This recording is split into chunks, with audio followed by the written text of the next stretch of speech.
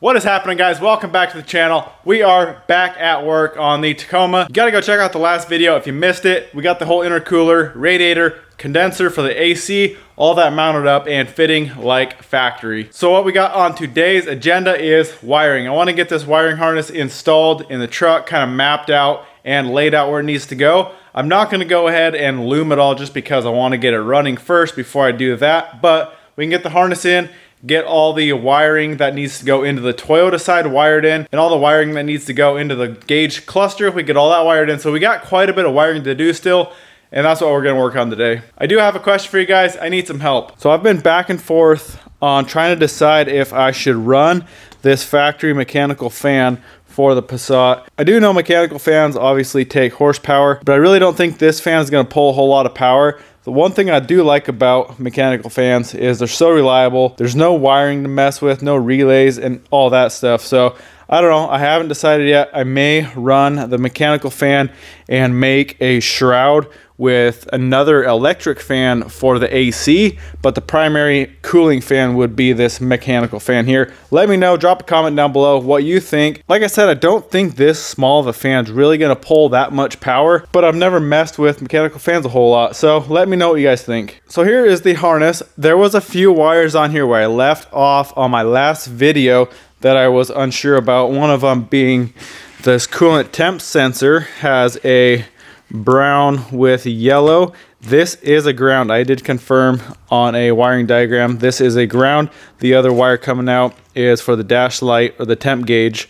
And then the two wires here run up to the ECU. Another wire that just doesn't really make sense to me is the power wire for the MAF. This, from the fact how it was wired from the factory, runs all the way up into the cabin harness and in through a fuse for ignition power there, instead of how every other sensor is wired through the power relay here and all this wiring here. So this is essentially ignition power. Once you turn the ignition on, the ECU switches this relay to power all that. So it is ignition power. The ALH harness with the MAF sensor is wired into that main power relay. So I think what I'm just going to do is wire this into the main power relay in this harness and not run that into the Toyota side. And I think that'll work just fine. I don't see why it wouldn't. So other than that, we just have some power. We got battery cable there, battery cable here, and then ignition power for the ECU right there. And just some other wiring. This is all clutch and brake switch stuff. That's for if you were to do cruise. We have to wire in the lift pump for the fuel pump in the tank and all that good stuff. So actually what I did was, this is a little fuse box, relay box off of a Beetle, and there's 2 slots for relays and then there's 3 slots for fuses. But I do have this big fuse here, so I may keep this mount and mount this inside of the truck and underneath the dash somewhere with a couple fuses on it. This is gonna need a fuse for the fuel pump, so I may run the fuse for that in here.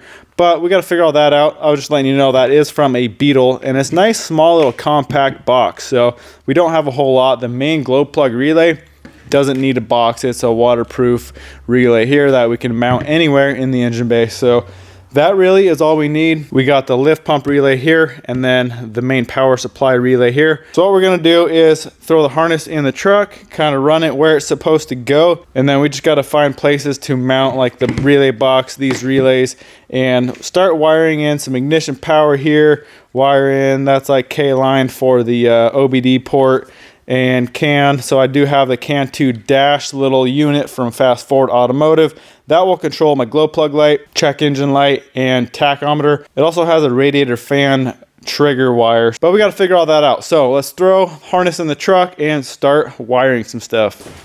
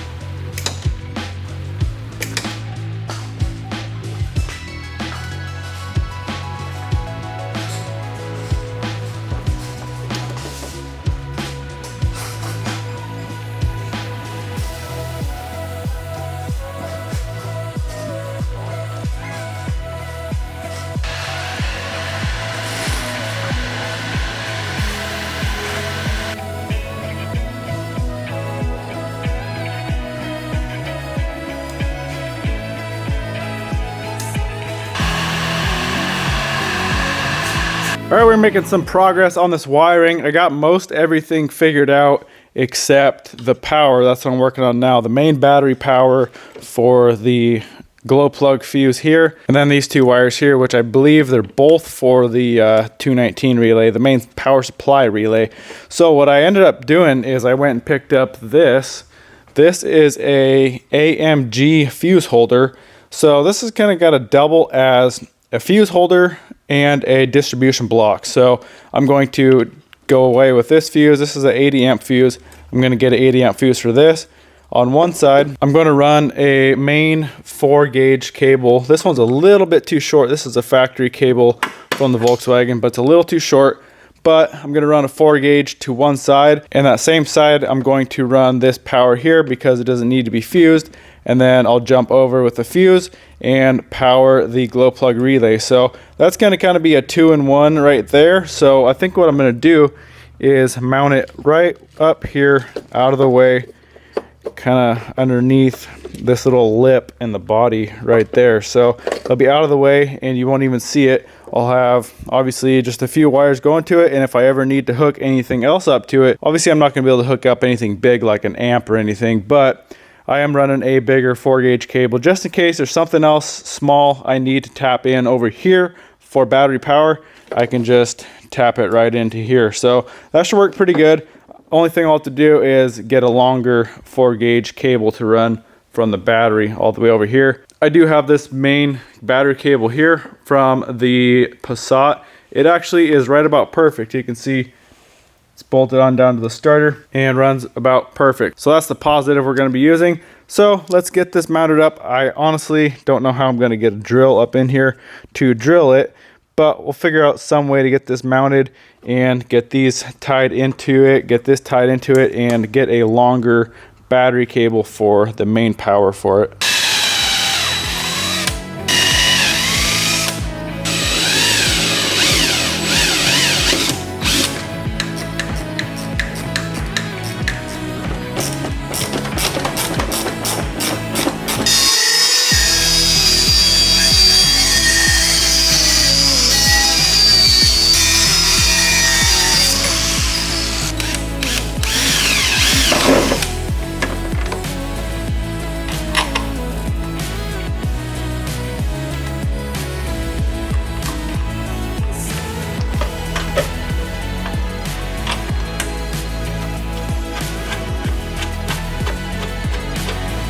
All right, I ended up moving or mounting this little fuse holder over here in the back because I was actually able to drill back there. So got that mounted up, got the fuse box all mounted up and sturdy. So now I just need to I need to locate a longer cable, but it's gonna be very, very simple. These two hots right here, I'm gonna bolt on right down to that post along with the main power cable. And then I'll just cut this off. There's going to be a fuse in there. So I'll just take the wire that runs to the actual glow plug relay here and hook that up to the other side, and we are done.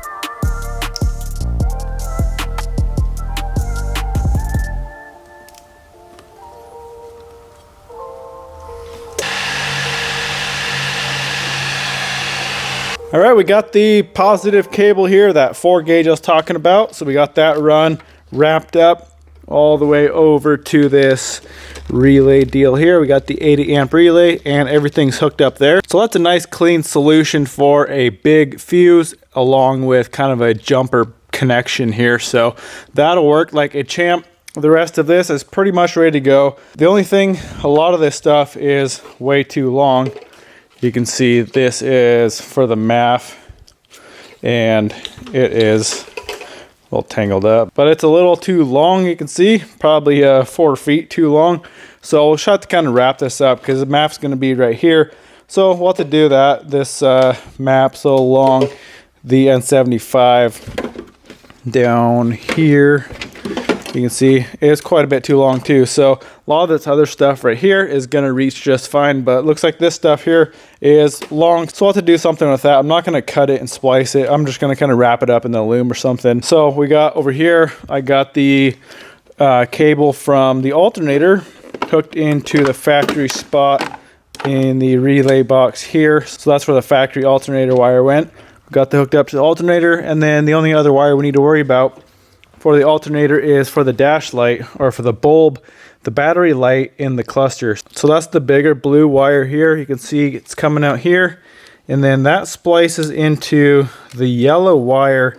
There's actually 2 yellow wires, and you'll have to splice that in for the light. And how I did that, you can just go on the back of the cluster, find the wire that is for that bulb, and then you can just do a continuity test from the connector up to here, find the right wire, mark it, and connect it. It's that easy. So one other thing we got to do is we got to run a wire from the fuel pump to the fuel pump relay here.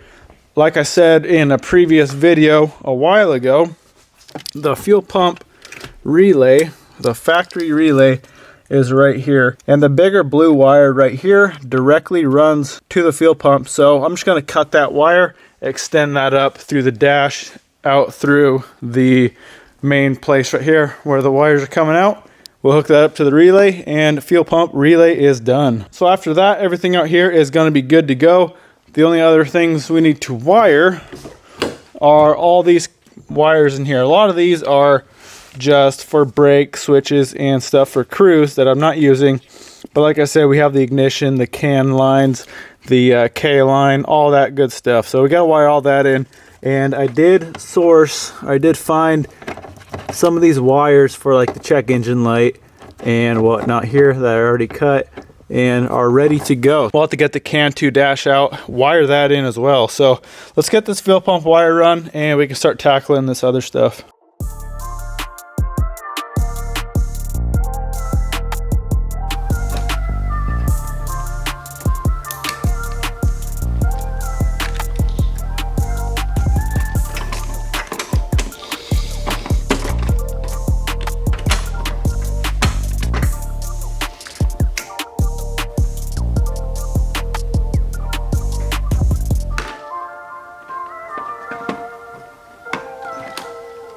All right, we got the fuel pump wire all round up to the fuse here. So all we got to do, throw the fuse back in, and we are done, good to go on all these relays and fuses.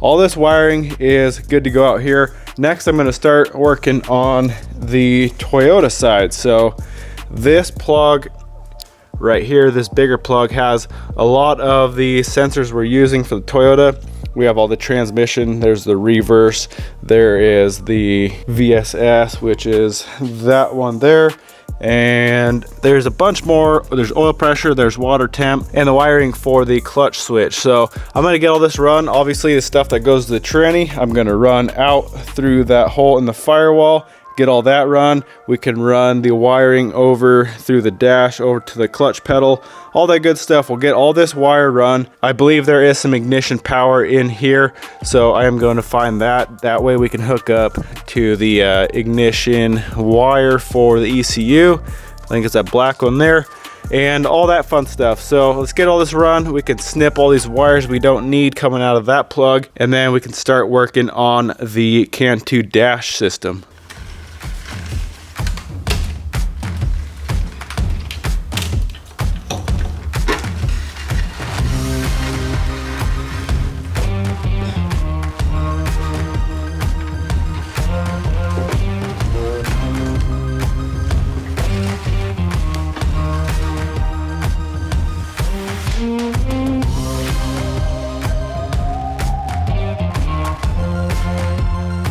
Alright guys, next on the list is this CAN 2 dash I've been telling you about. So what this does is convert the CAN signal to a conventional signal that you need for your dash. So this runs the TAC, the check engine light, glow plug light. It's got a radiator fan turn on, radiator fan turn off. You can switch the signal count from 4-cylinder to 6-cylinder depending on what TAC, what original motor you had. Mine was a 6, so I'm gonna have to connect that to 12 volts. There's a relay mode, which is radiator control or connect 12 volt on when engine is running. Then you hook up your CAN high, CAN low, power, and ground, and it is working. So I'm gonna find a nice little place under the dash. We'll get this hooked up. Obviously, I'm not gonna be able to test it right now because it's not running, but I wanna get this hooked up and get everything wired so that I can take this harness out. Once I get it running, I'll pull this harness out and loom it all, make it all nice and tidy. One thing I want to do with this harness is be able to disconnect it and pull the harness out. So when I'm hooking up wires from this harness into the Toyota side, I'm going to use a connector. I got this one here from the original Volkswagen harness. I think I'm going to use this to go in between the two harnesses. That way, if I ever need to pull that harness out, I don't have to cut any wires. You can just unplug it. So I got that, and then I have other connectors here. I have some aftermarket connectors we can use as well, just to make it simple and easy. So let's get after it.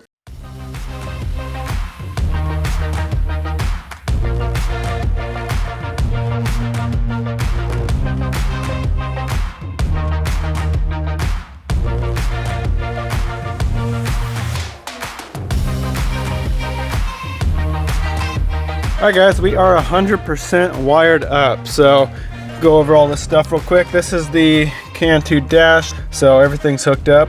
You do have to run a power, ground, CAN high, CAN low. I have 12 volts to the TAC input for the 6-cylinder to switch that.